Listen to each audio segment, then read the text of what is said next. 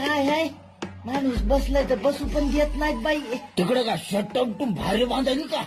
हा Y Y बोला बोला तुमचं काय उठलंय बोला. हा हा चहा ढोसायचा असेल नाही. थांबा आणते तुम्हाला चहा. नाही आज चाल. ताट कशाला मरता, इथंच बसा, इथंच आणून देते तुम्हाला चहा.